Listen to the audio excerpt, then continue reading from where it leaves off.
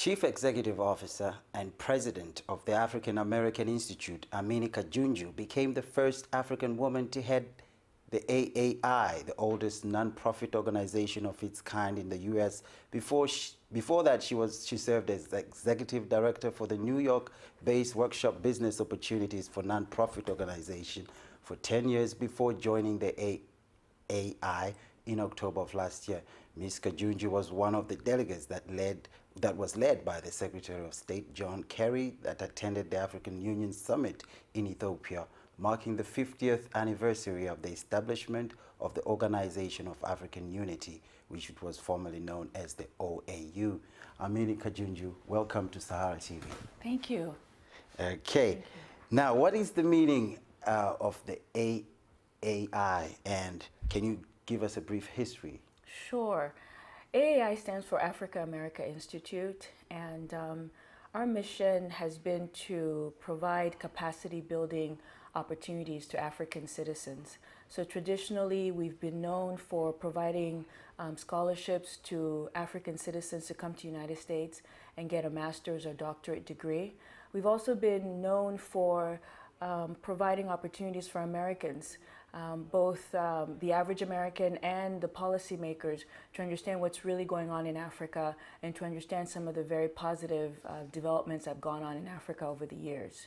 Okay, so you were also part of the delegates that went to Ethiopia recently. What was your mission there? Because I know it was marking the 50th anniversary, obviously, but what was your mission? What was your message? Yeah. Well, I mean, it was an historic moment, and the Africa American Institute has been around for 60 years.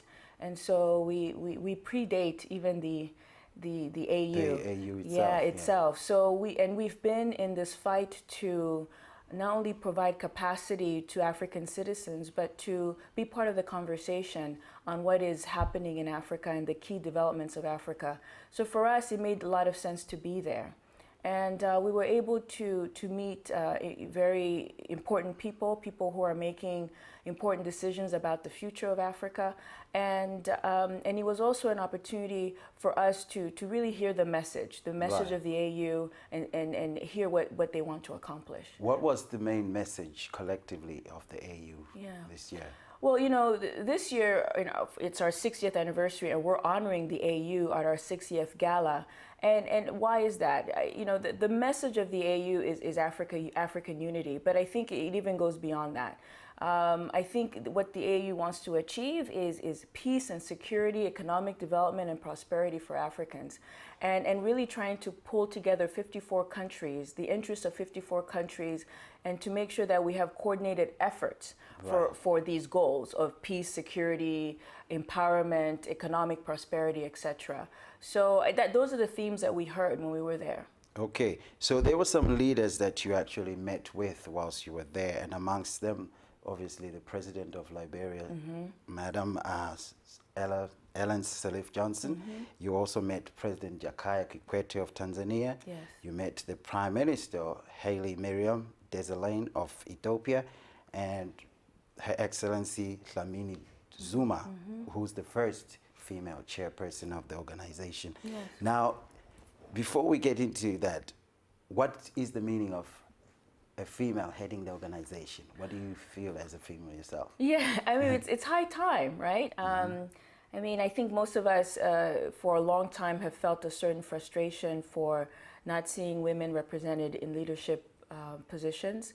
And to me, she's obviously highly qualified, and it's the right time, and it's about time for someone like her to head the AU. So obviously, I'm personally, very proud that, that's the case. Yeah. So in her short stint as the head or the chairperson of that organization, do you see any markable difference that she's made, or the standard and tone that she set? Well, it's interesting. I mean, obviously she'll be given the time to make her mark.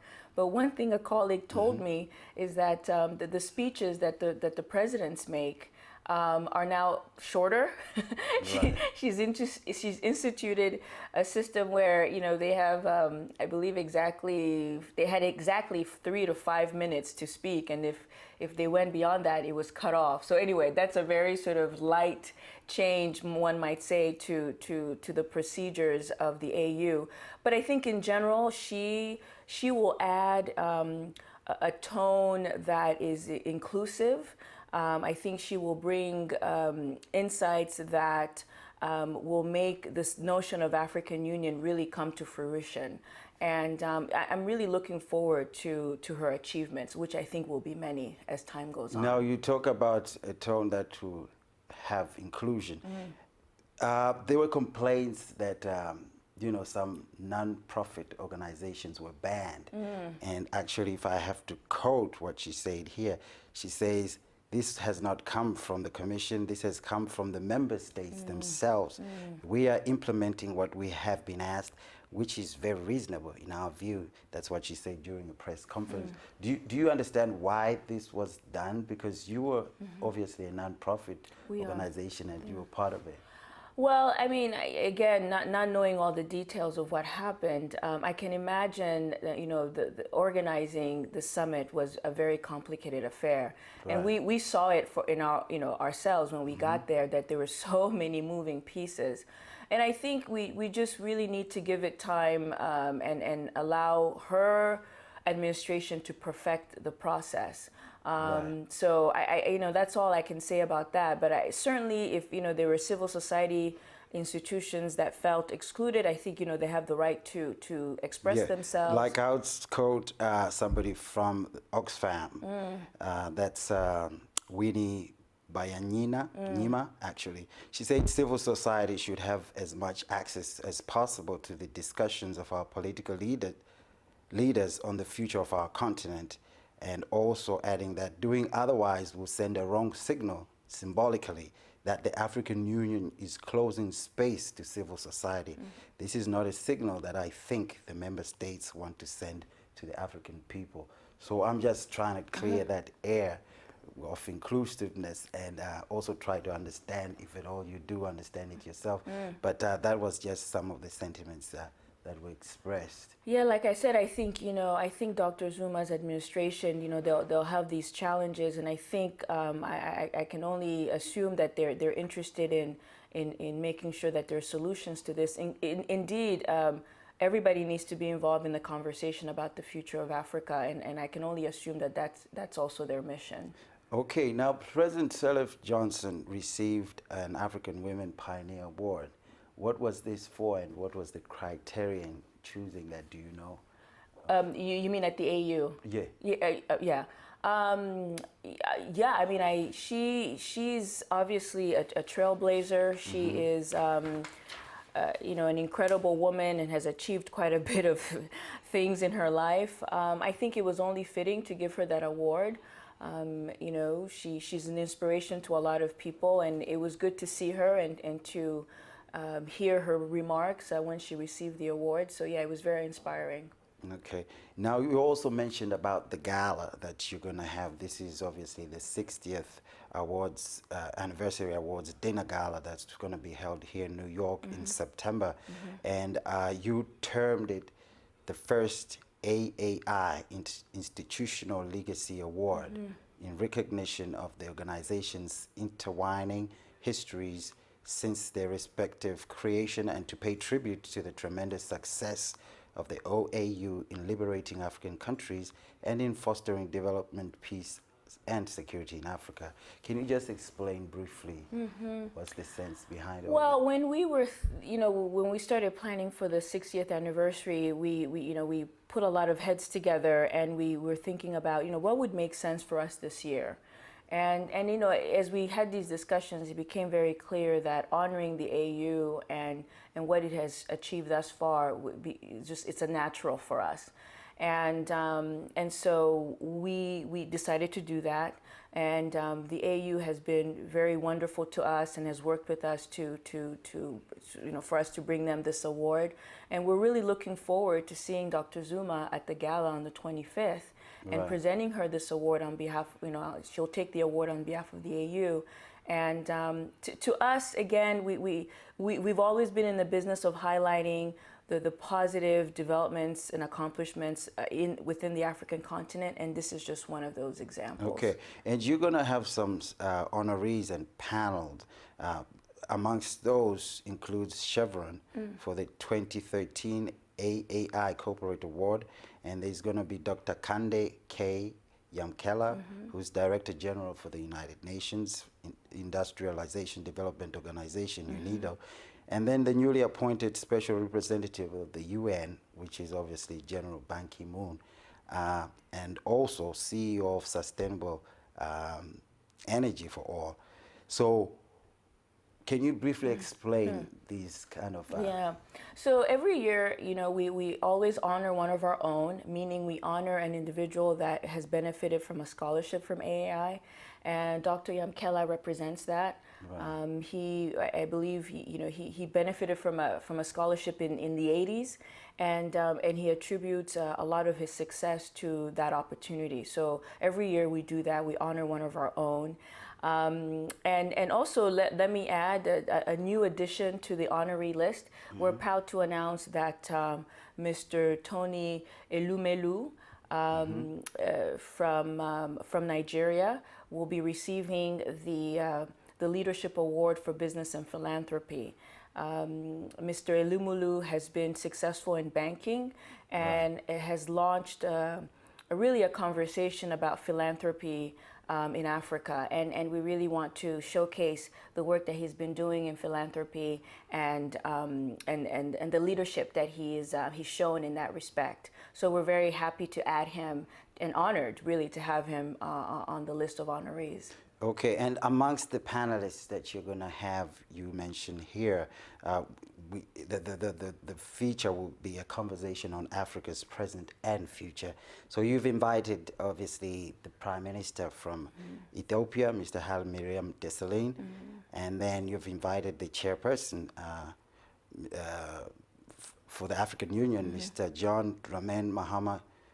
No, in fact, he's the president of Ghana. President of Ghana, actually. And obviously President Goodluck Jonathan of Nigeria and President Jacob Zuma of South Africa. Yes, yes. So what was the criteria in picking and choosing? Well, as you know, the names that you've just mentioned, the leadership that you've just mentioned, the countries that you've just mentioned, these are big economies. These are economies that will be leaders potentially, in the future for growth and prosperity in Africa. So for us, it made sense to identify these 4 leaders and invite them to this conversation. It will be a Davos-like environment where we'll have, 4 chairs and a moderator, and we'll have a 15-20-minute conversation with these leaders about the past, present, and future of Africa, and the past, present, and future of their individual country, and what the vision is. And we're really excited about that, and we hope that they will all come, all 4 of them. And they haven't confirmed yet? We're in the process of confirming. As you can imagine, that week, the week of, our event is on the 25th, but that week is a very busy week for heads of states and others, and so we're in the process of confirming them. Okay, just to wind up, you say that the AAI sometimes also promotes, regional peace and security, and there was a statement that President of Tanzania, Jakaya Kikwete, had made whilst he was over there at the AU during the summit, and he had actually advised Rwanda to engage into dialogue with the rebels that were responsible for the genocide and also for the 17-year-old war that has been going on. And these rebels are believed to be hiding somewhere in the Congo. And obviously Rwanda was not happy about that, and they demanded an apology, and Tanzania said no. What would you say, because this is trying to promote the peace and security? So Tanzania believes that this kind of war causes instability and obviously affects the peace and security. Sure. Well, first let me say that, AAI has been mainly focused on education and capacity building and also promoting the achievement, positive achievement of Africans and Africa in the United States. So that's been our focus. But just to comment on what you just mentioned, I mean, these are the challenges of nation building and also regional collaboration. And I think, you know, the comments of President Kikwete and the reaction of Rwanda, these are the things that are going to go on as we try to solve some of these issues on the African continent. Certainly the issue of peace and security is really, you know, on top of the list, because without peace and security, you can't move forward. The economic development that can happen is slowed down. You know, the educational reform that needs to happen can't happen. You know, a lot of things can't happen without peace and security. So obviously, we'd hope that the Central African region and the East African community, that we can all come together and solve some of these security issues. Okay. Now, in closing, since you've recently took up the position of CEO and president of the AAI, what is your vision? Yeah. In long term. Yes, I get asked that question all the time.